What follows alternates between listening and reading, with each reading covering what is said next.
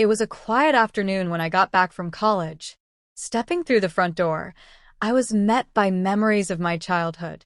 The house felt different, quieter, yet somehow warmer.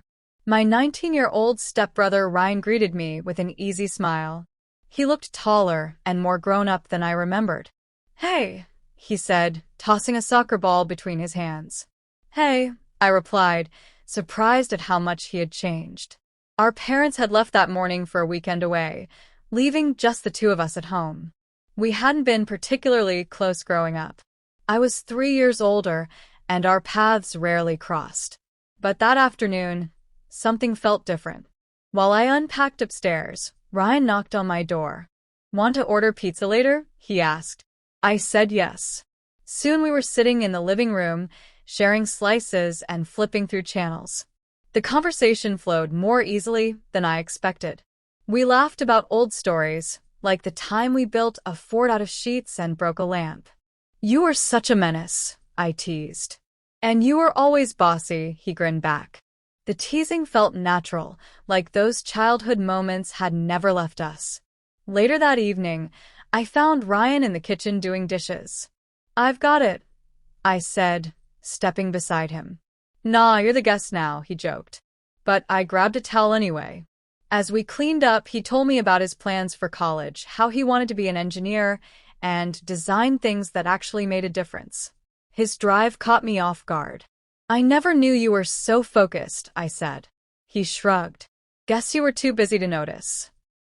The words stung a little, not in a harsh way, more like a quiet reminder that I hadn't been paying attention.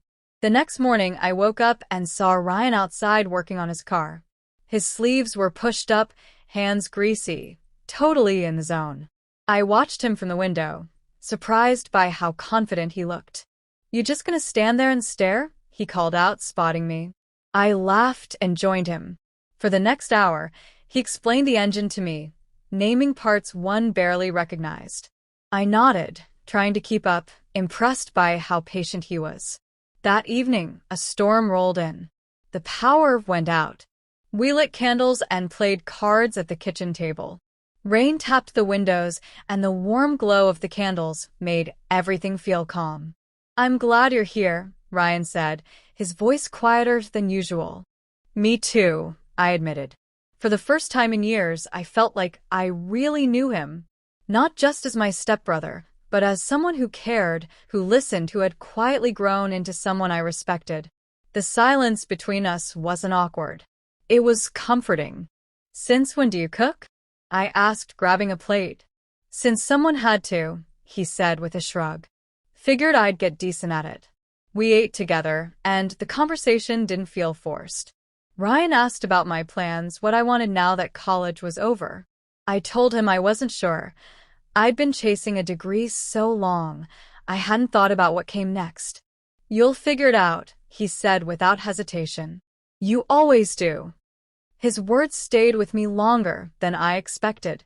He believed in me, maybe more than I believed in myself. Later that day, we tackled some house chores together. Ryan did most of the heavy lifting, but I stayed close, finding comfort in our easy rhythm. Somewhere between folding towels and cleaning the patio, the conversation shifted. "You still with that guy?" Ryan asked carefully. I shook my head. "Didn't work out." He didn't pry, just nodded. "His loss," he said simply. And somehow, that meant more than any long-winded advice ever could. That night, we ended up watching one of those old action movies our dad loved. I caught Ryan glancing at me now and then, like something was on his mind. When the credits rolled, he finally said it. "I remember when you left for college," he said quietly. "I thought you'd forget about me." I blinked. "Forget about you?" "You were always busy," he said. "Friends, classes. I figured you'd move on." I felt a tightness in my chest. I hadn't realized how much space had grown between us. "I didn't forget," I said. "I just didn't know how to stay close." He smiled a little. "Well, you're here now." It was a simple thing to say, but it mattered more than he probably knew. Later, I found a small note on my desk. It was from Ryan. "Glad you're home. I folded it carefully, smiling. For the first time in ages, I felt like I truly belonged, not just as part of a family, but as someone Ryan actually wanted around. And I realized I wanted him around too. The next day felt different. Tense. Ryan barely said a word at breakfast. I figured he needed space. But by afternoon, he was still distant. I found him sitting on the porch, phone in hand, staring off. "Everything okay?" I asked. He hesitated, then shook his head. "Just stuff with school. It's not a big deal." But I knew it was. I gently pressed and finally, he opened up. He'd missed a major deadline and risked losing his scholarship. "I should have handled it better," he said. "Now I'm stuck." "You're not stuck," I said gently. "You're just overwhelmed." "I can't fix it," he snapped. "I've already tried." He wasn't just stressed, he was disappointed in himself. "Maybe you can't fix everything all at once," I said softly. "But you can start somewhere." He didn't answer right away, but I could tell he heard me. That evening, I sat at the table with my laptop. "What are you doing?" he asked. Helping you, I said. "If you're giving up, at least let me try first." He didn't argue. He just sat beside me. We worked on his project for hours, rewriting, editing, piecing things together. He was more capable than he gave himself credit for. Before long, he was the one explaining things to me. When we finally finished, the frustration had melted away, replaced by something steadier. "Pride, maybe." "Couldn't have done it without you," he said. "You did most of it," I reminded him. "Yeah, but you didn't let me give up." That night, I kept thinking about the way he'd changed. The restless, reckless kid I remembered had become someone resilient and steady.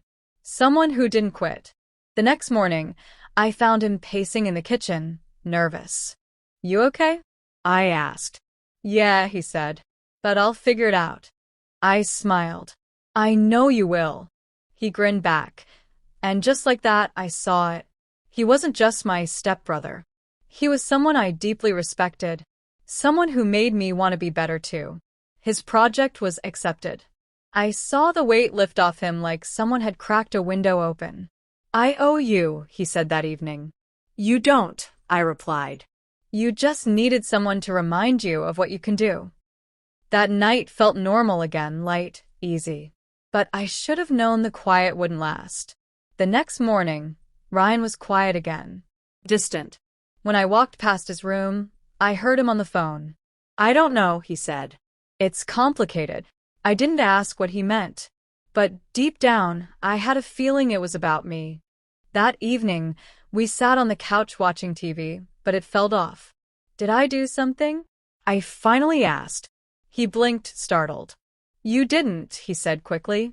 Then he paused. "I guess I just didn't expect this." "Expect what?" He waved vaguely between us. This. Talking. "Getting along." I smiled. "I didn't either. But I'm glad." His expression softened. Something unsaid hovered between us. "You're leaving soon, right?" he asked. "Yeah," I said quietly. "In a few days." He nodded slowly. "I know we didn't always get along," I said. "But I'm proud of you, Ryan." He looked surprised. "Really?" Yeah.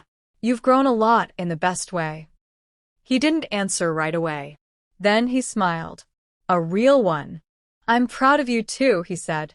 "You act like you don't have it figured out, but you're stronger than you think." His words caught me off guard. But I believed him. When I left, Ryan walked me to the car.